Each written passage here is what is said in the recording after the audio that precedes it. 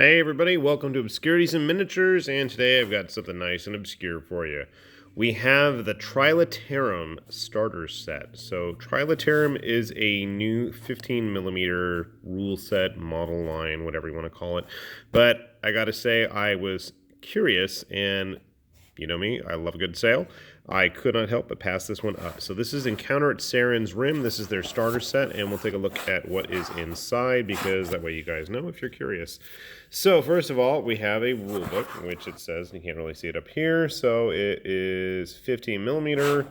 There are 4 linked scenarios. You have a drop pod objective included. There's dice, markers of every type.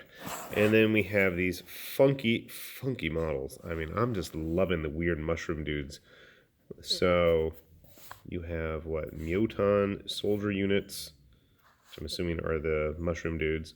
Spore worm units, which I'm assuming are these wiggly things. And then the spore wings are those. 4 figures, and okay, so I got 1 base of those.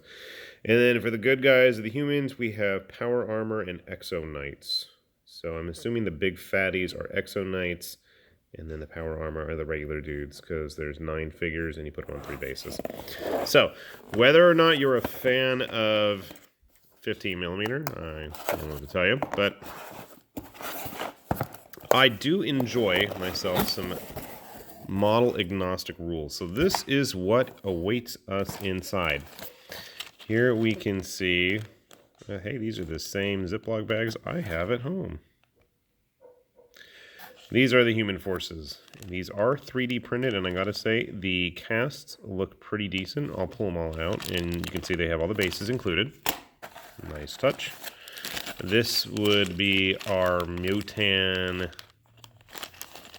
whatever you call them, mushroom people and their bases. And then we have all kinds of dice, our objective marker. I'll pull them all out, so don't fret. And all kinds of other tokens as well. And then we can move that out of the way for the moment. And a nice, hey, wow, color rulebook even.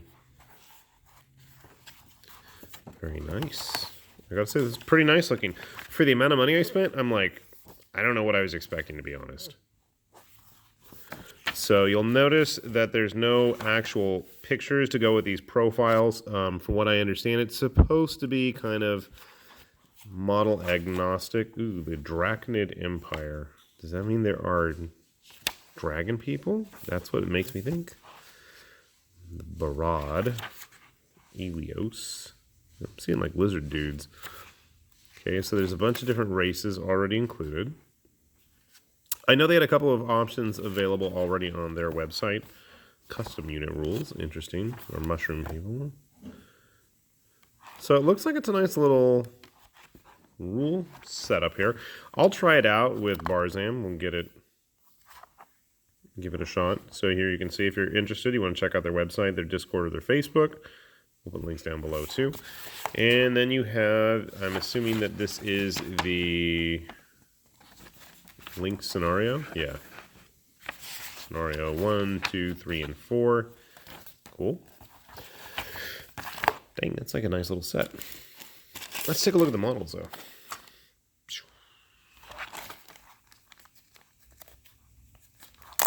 Now, I don't have a whole lot of experience with 3D printed stuff, so I'm no judge of what's acceptable and what's not.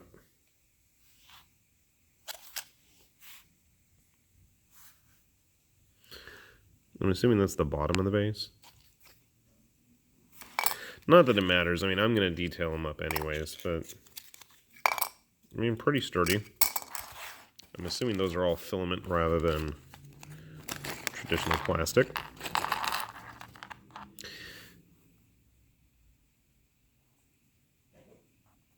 I mean, there's not a lot of cleanup involved either. They're pretty nicely cast.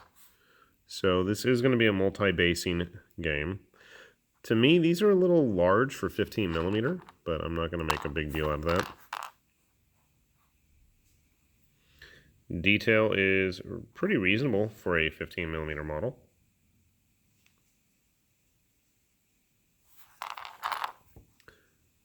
I do like the blue. The blue makes me think of like old gotcha gotcha type stuff. And I love these eggs. These guys are kind of cool. Too bad I can't just pop a quarter in the machine and get a bunch out. So they're going to need some glue, I think, to, you know, make sure they're actually on the base. I think it's 2 of these per base. Yeah, there's 2 poses of each, and then we can mix up all the little dudes. Take a look at the actual markers.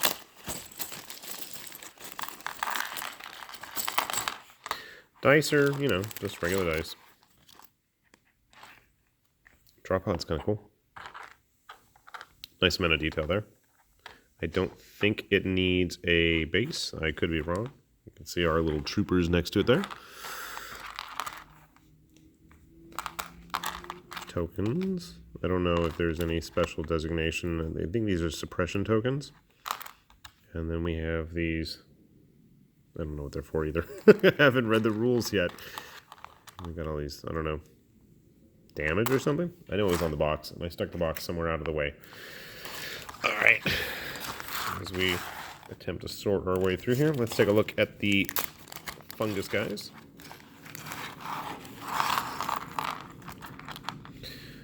Here's our little worms.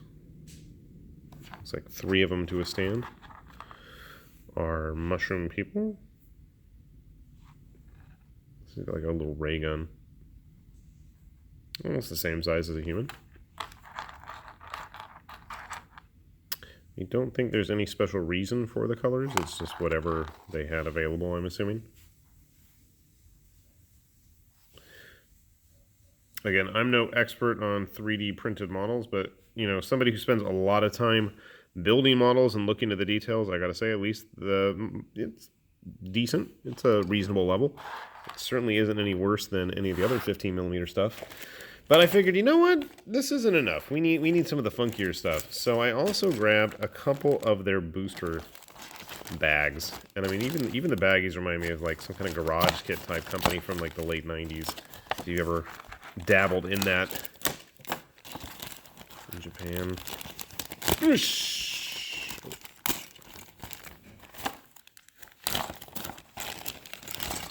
So these are heavy weapon platforms for the mushroom dudes, and you get 2 in a bag.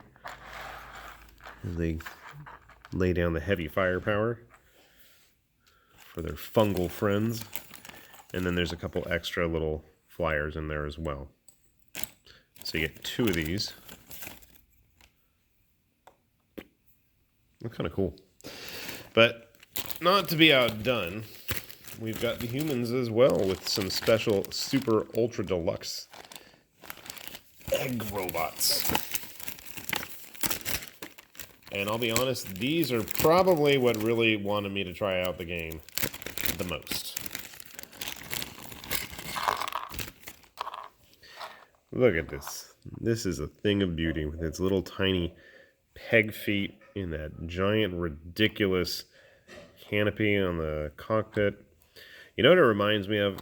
I don't know if you guys are familiar with it, but there was an old Dreamcast game called Elemental Gimmick Gear by Hudson, back when Hudson used to make games. And I don't know, just the shape and the overall design. You need to file down those feet so it's stable. Scan lines aren't too bad. I figure with a good coat of primer, that should eliminate any of that. And in addition to that, we get some more infantry. You get a stand of infantry with the big mech. And then we have 2 more of the mid-sized power armor guys, in addition to the big dude. So, I will put a link down below, but overall I got to say the quality of what I get in a starter, now remember these were not part of the starter, but there's enough there for a couple stands worth of models. You've got your drop pod objective, you've got all of the pieces you need. All you really need is some glue and an opponent and some time and maybe a measuring tool.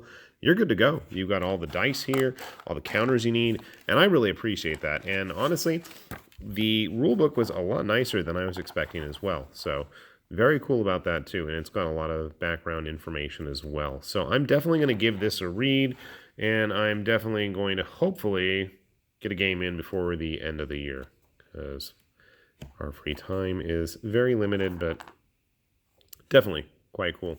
So if you're interested, check it out. I'm definitely going to be enjoying painting of my little mushroom men.